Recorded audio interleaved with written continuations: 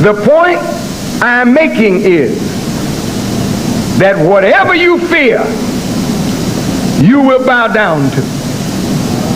And if what you fear is other than God, then you will limit your spiritual, mental, social growth, even political growth, even though you may not think so, by fearing anyone or any object, anything other than God himself. Now, since we are born into the world in need, listen, in need, and when basic need is not met, we feel insecure. Insecurity is a form of danger, disquieting. It produces distress and it produces fear. What's up, YouTube family? Welcome back to my space. This is Evans Rayola. Guys, thank you so much for tuning to watch today's episode. So guys, on today's video, we want to talk about black fear and how black fear has led to our historical oppression. So to speak to us today is Farrakhan, the longtime leader of the Nation of Islam.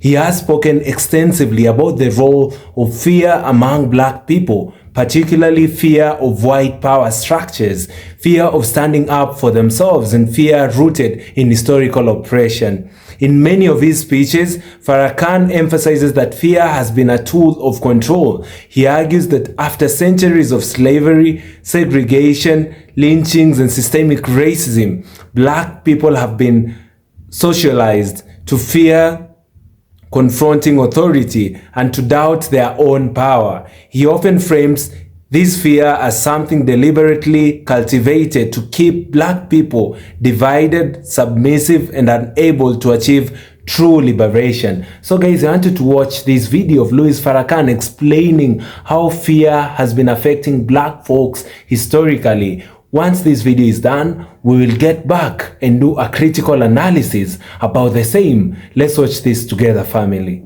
Fear can be positive. Fear can be negative. Black people in America live in fear. For the Bible teaches that we are living in the very valley of the shadow of death. There is a natural fear of dying because one is afraid of the unknown. So because we don't know what it's like really on the other side, we have fear and trepidation when death comes near unless God calms us. So the enemy holds death over the black man to force the black man and woman into unreasonable obedience. When the object that you are afraid of causes you to obey against the power of reason, then you are made, shaped, and fashioned by that object that you fear. Very important for us to understand this. I feared my mother. She was a strong black woman, and she didn't play around.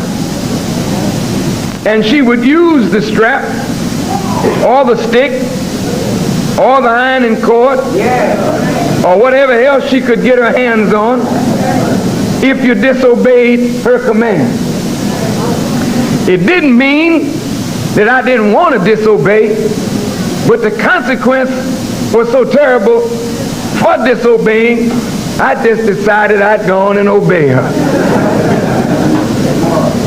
And I saved my back from a lot of trouble.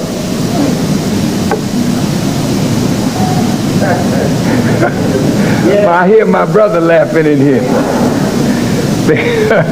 Because my brother knows what I'm talking about. He was a little bit more rebellious than me. Or a little less fearful. I don't know which one. The point I'm making is that whatever you fear, you will bow down to. And if what you fear is other than God, then you will limit your spiritual, mental, social growth, even political growth, even though you may not think so, by fearing anyone or any object, anything other than God himself. Now, since we are born into the world in need, listen, in need, and when basic need is not met, we feel insecure. Insecurity is a form of danger, disquieting. It produces distress and it produces fear. When you cannot pay your rent and the landlord says if you don't pay your rent you will be out of doors, that produces stress, insecurity, fear. Is that right? The landlord has power to put you out. Your boss on a job has power to fire you. Any subordinate can be fired by a superior. I want you to listen. If you work for the city, you can be fired by your boss. If you work for the mayor, you can be fired by the mayor. If you work as an assistant to the pastor, you can be fired by the pastor. If you work as a pastor, you can be fired by the deacon board or whatever. Somebody got power to do something to damage your security. And the reason that we are like this is because we have needs. And whenever someone meets our need, we become loyal to that one. But be careful now. Loyalty can lead to an improper relationship that makes you fear the person that you're loyal to. Then you begin to associate them with God. Listen to me now.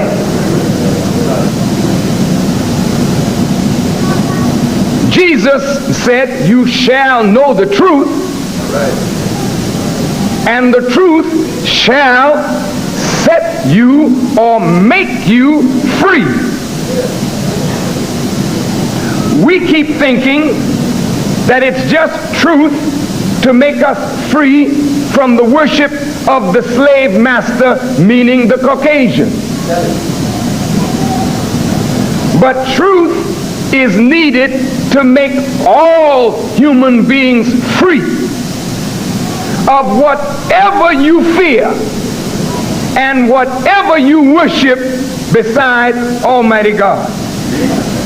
Truth has to free me from fear of mama, fear of papa, listen, fear of kings, fear of rulers, fear of temporal powers, fear of the president, fear of the police, fear of the mayor, fear for my position, fear for my life, fear for anything that I may think I need to be what I want to be in life. If I will bow down because I want to be something, and the mayor holds that key, and I will bow down and trifle myself as a human being. Listen to me. Don't applaud. Think.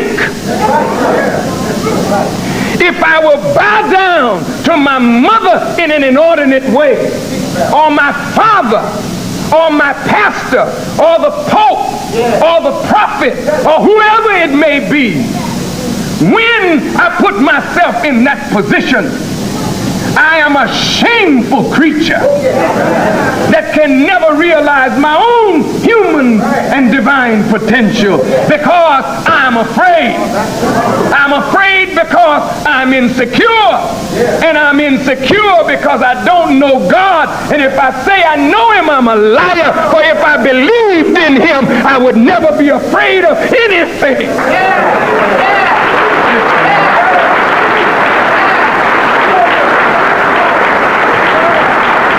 Listen.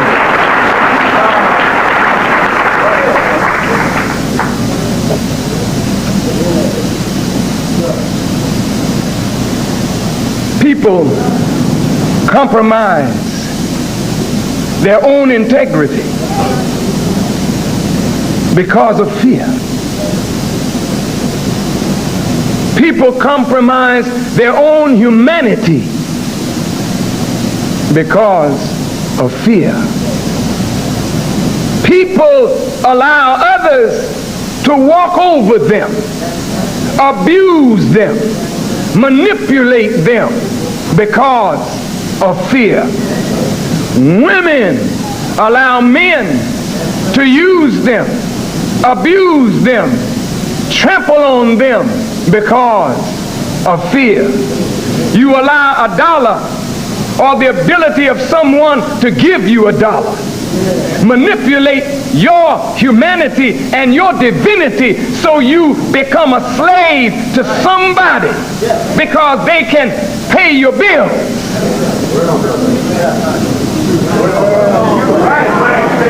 Listen, woman, when you sacrifice the most precious gift you have, which is the freedom that Almighty God desires of every human being, and you sacrifice that on the altar of your need and your fear of that which is other than God, then you worship and bow down to the object of your fear. You're not a man anymore. You're not a woman anymore. So you become what some call a sycophant. You say the thing that you think people like to hear. You're such a hypocrite. You know the truth, but you won't speak the truth, that the truth may change a reality and make things better. But because you fear some person in power that may change a reality for you, you tell a lie. You hear me? You're deceitful out of fear. You scratch where you don't itch. You bend and you bow when God wants you to stand up like a man and a woman on the earth that he created. The one that you associate with Allah created nothing. Came into the world naked from a womb just like you. But now you bow down, or we bow down to that which is unworthy of worship out of fear. Boy, this is a heavy thing. When you think of all the slaves that exist on the earth, the whole earth is Egypt land. And all of the people of earth are like the children of Israel. All of humanity is bowing down to some political pharaoh or some spiritual pharaoh masquerading as though they are knowledgeable of God. Any man that uses religion to make a slave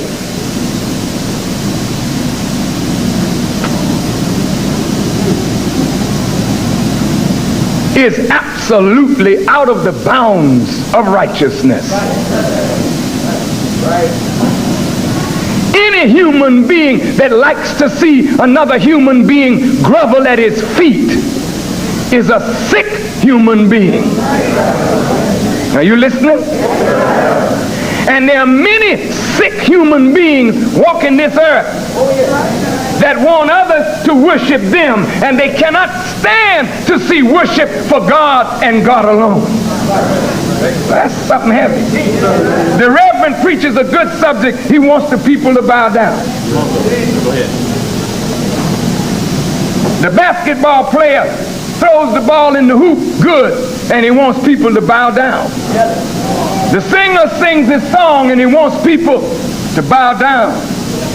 The woman is beautiful, and she wins the contest, and she wants people to bow down. The man is strong, and he has many muscles, and he wants people to bow down. Bow down to what? Bow down for what? You are being oppressed because you allow it. You're being oppressed because you're weak to recognize that your oppressor can be overthrown if you will bow down only to the Lord of creation. Are you listening?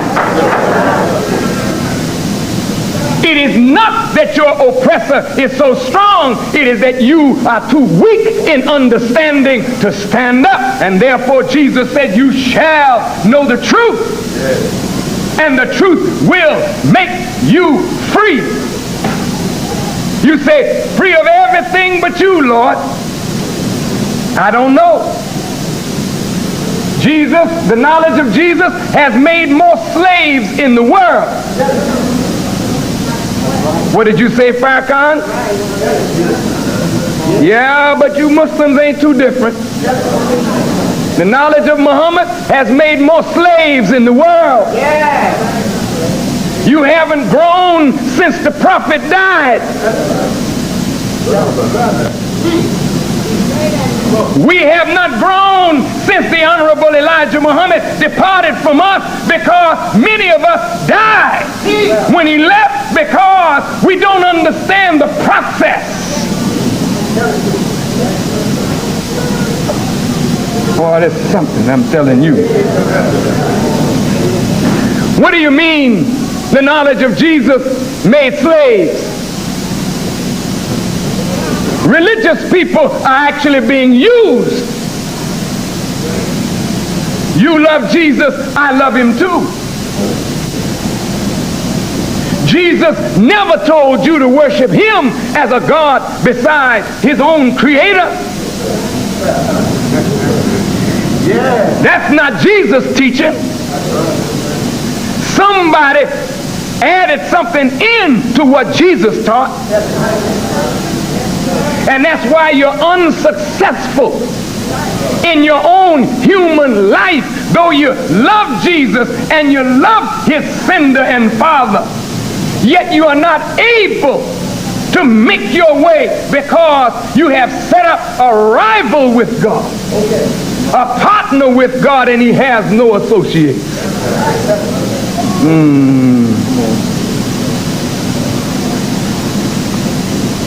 Well, dear Christians, don't get angry, because the Muslims say they believe in the one God, Allah, but they will put the word of hadith, which is so confused, over whether it is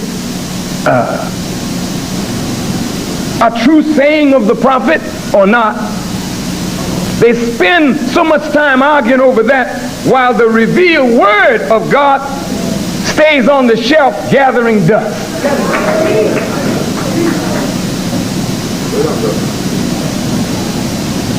A prophet of God has importance. These men are examples for you, not objects of worship. They are to show us the path that we have deviated from, and to guide us on that path to the worship of Almighty God, then they get out of the way. I say get out of the way because the object of the prophet's coming is to tie you back to your Creator, not to themselves. Did you hear me? Yes, sir. This is repeated over and over again in the Holy Quran. Worship your Lord and my Lord. Don't associate any partner with him. Why do you do that? Because there's something you have a need of in another person. That's right. And because you feel that if you do the right thing by that other person, you may get your need. That's what you call playing politics. That's right.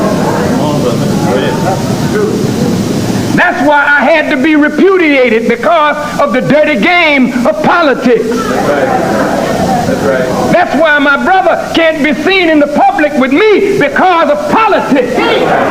But why? Because there's a need there that I cannot meet in him, that somebody else can meet, and there's a fear that if I walk with my brother, I may not get my need. Oh, Reverend!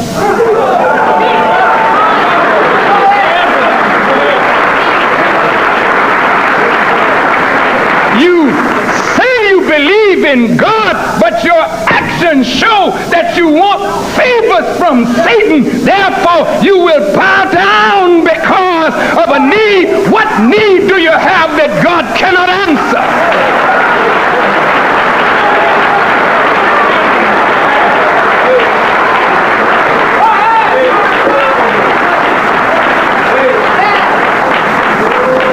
People want to come to me like Nicodemus came to Jesus. They want to come by night under the cover and talk sweet to me. But in the public, they don't want to be associated because they want favors from this community and that community. And I have a need.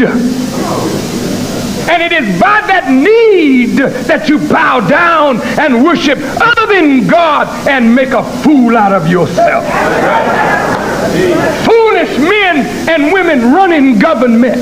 How can you follow a damn fool in government who don't recognize the sovereign of the universe and will bow down to interest groups and kill principle because I got a need?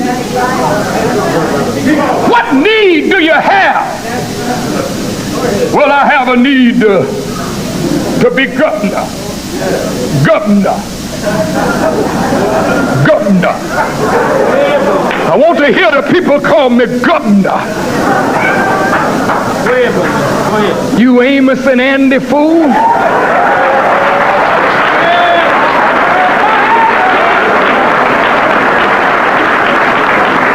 You'll never be what you want. And if you get it, you will lose your self-respect, your dignity as a human being, and you'll end up with a position but castrated. Because you're a whore who will lie down in bed with this one and that one for what you can get. And so you'll play like you're in love like the whore does.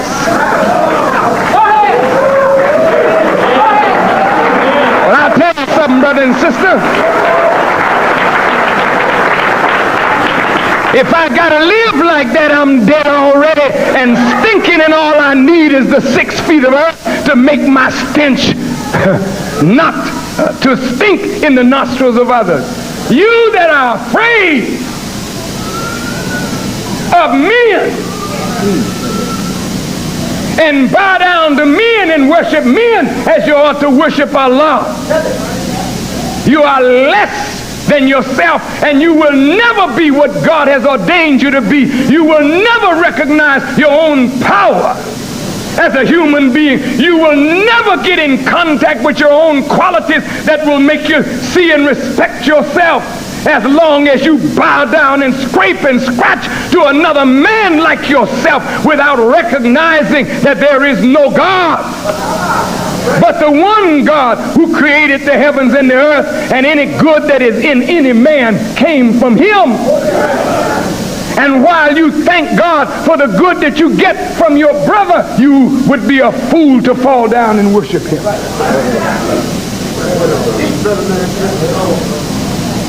These are the games that people play. I want a position in the church, so I will suck up to the reverend, whatever that means. I want a position in the lodge, so I will act like I'm a superior worker, not because I'm sincere for the cause. I want to be something more than what I am, so I'll act like this to get to that. We are motivated by all these kind of sick desires because we're creatures born in need. We have a need to be loved, a need to be accepted, a need for freedom, justice, and equality, a need to be made secure, to feel safe and free from danger. We all have that need, brother and sister, and we do many strange things to become secure. I respect certain politicians, but I know I could never be one. Because I cannot be what white folks or Arabs or powerful people want me to be, so that they can feel they control and manipulate me. The reason I jumped on Mayor Bradley in Los Angeles is because the mayor was desirous of using me to show white people how much control he has over niggers. Sending people who are my friends to me to try and water down my message in order that he could show certain elements that he wants favor with in Los Angeles. You see, the way to control Farrakhan is this way or that way. You can forget that. You don't have enough in Los Angeles, Chicago, New York, in America, or in the earth. You ain't got enough. Think you can manipulate me? What do I need that you have? I'll be governor before him. You didn't hear me.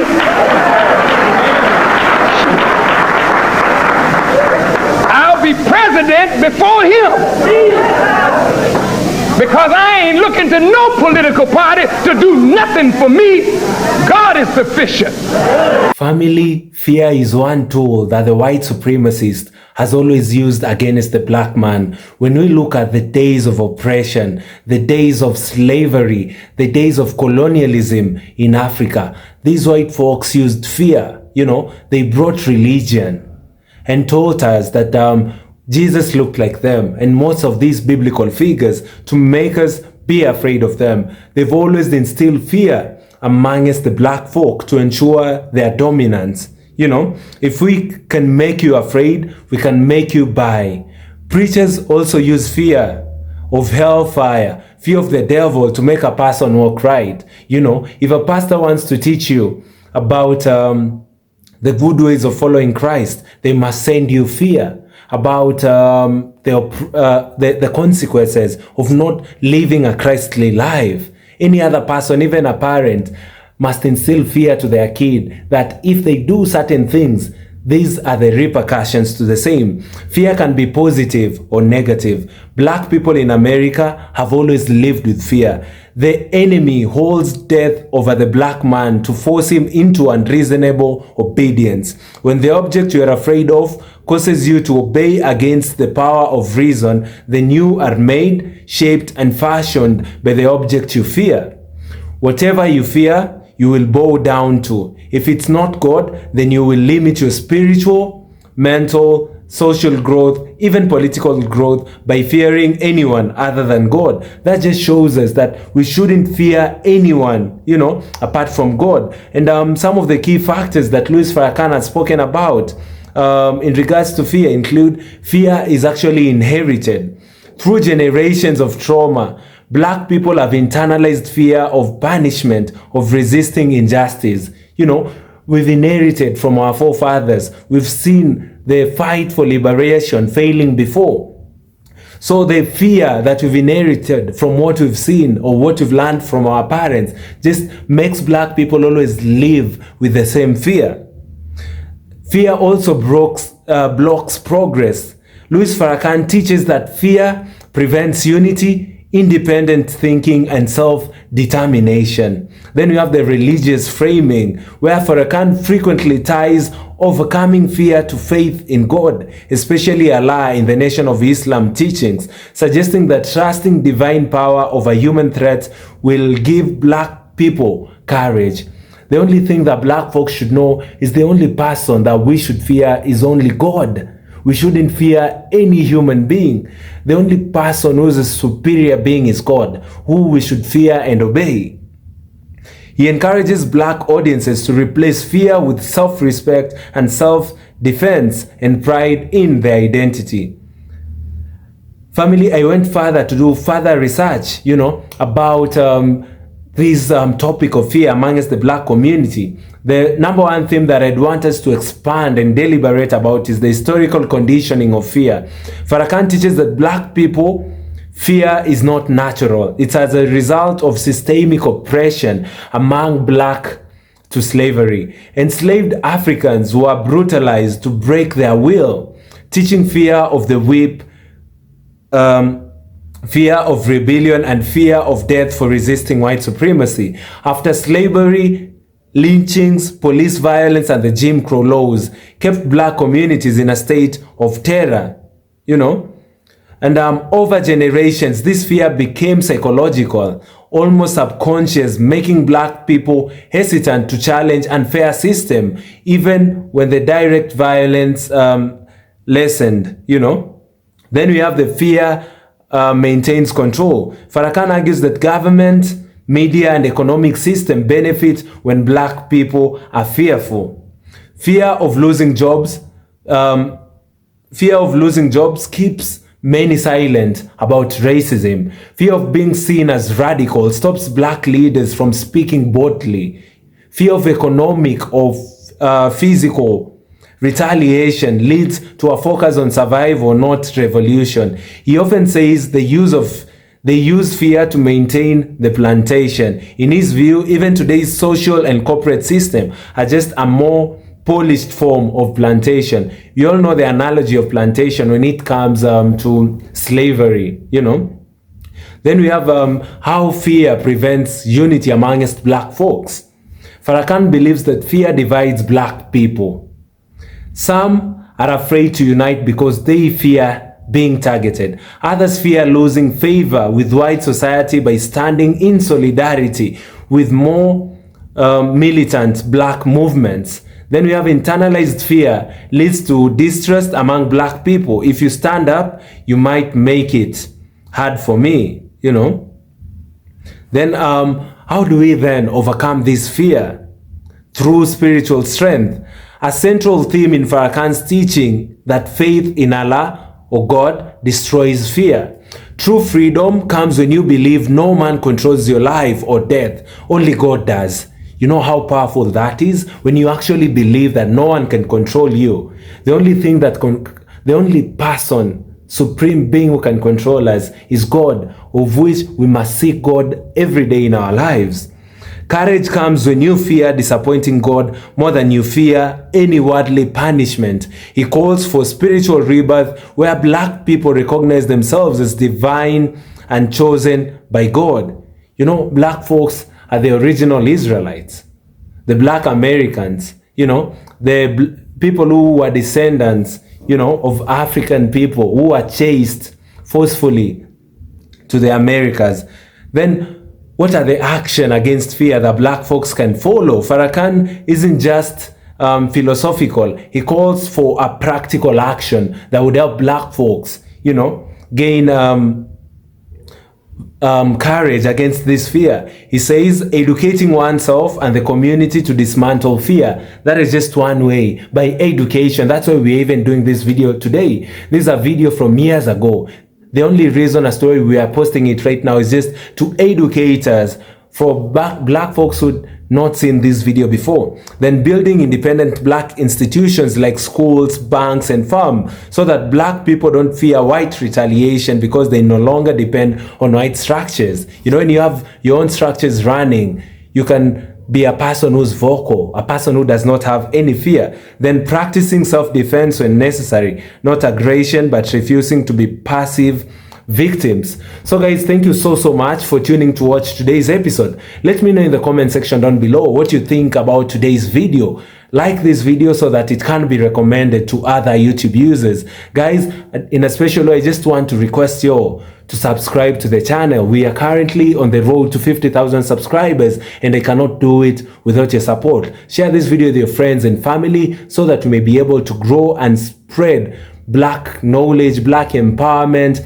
and just to ensure that black people know very well about their history, because that has always been the biggest tool of the white supremacist. Thank you guys, and see you all in our next episode. Goodbye for now.